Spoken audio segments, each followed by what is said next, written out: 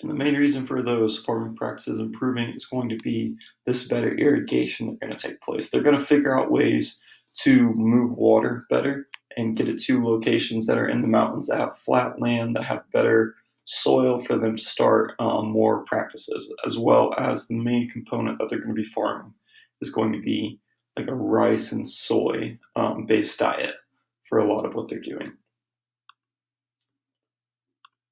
The last thing that's important to note is Japan is going to be, in a lot of its early years in history, very isolationist. Because of the geography of it, because of it being very mountainous with a lot of little islands that are very close together, it's going to be hard for the early Japanese to travel great distances, as well as the ocean and the seas that are off to the side all the way around it. It's going to make Japan very isolated.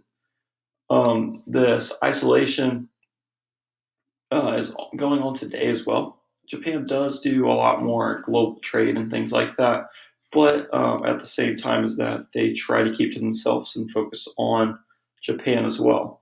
This is kind of similar to today with what a lot of countries are doing with related to the coronavirus going on, is that a lot of countries are honing in on themselves and like shutting down borders, stuff like that, trying not to interact with other countries very much, and focusing on fixing problems in their own country and just improving their own. So, because of this, back then as well as today, Japan is going to have a very strong independent nation. And you'll be able to see that all the way through World War II. And then after World War II, they start to become a little more globalized. But with that being said, that's all of the notes and all of the slides for today. So I'm going to explain your guys' assignment for today, and I'll also make sure to post it on Classroom. Basically, all I want you to do is, based on the notes and based on the geography that we've talked about, and knowing that we're going to start talking about the history and the culture of Japan going forward, I want you guys to make some predictions on what you think those will be like. So whenever you go to your assignment, you'll create a document, and for number one, you will make a prediction on what you think the history of Japan is going to be like. And when I say history, I mean, are they going to have a lot of inventions? Are they going to get along with other countries? Are they going to go to war a lot?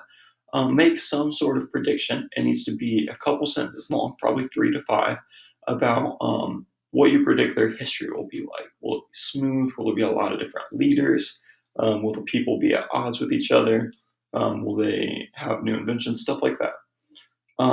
For number two, you'll predict what the culture is going to be like. What are the people like? What are they doing? How are they interacting with each other? Are they creating new buildings? What's their religion like? Stuff like that. What do you think in terms of that, based on what we know about the geography and them being isolation and stuff like that? So you'll make those two predictions. The third thing you have to do for your homework, so then you'll put number 3. I want you guys to go to this link, which is going to be shared with you, and it pulls up this nice map of Asia. I want you guys to tell me what the longitude and the latitude coordinates are for the capital of Japan, which is Tokyo right here. So there are the numbers at the top here, so you can follow those lines as well as the lines when you scroll down on the sides. And yeah, but that'll be number 3. You'll tell me the coordinates for Tokyo, Japan, the longitude and latitude for that. That's all I really have for you guys today. Remember that all these assignments and stuff that we post each week are going to be due the next Monday at, I believe, noon. I believe noon is the due time for those. So make sure that you guys are working on those, getting those done, as well as if you have questions, don't hesitate to ask.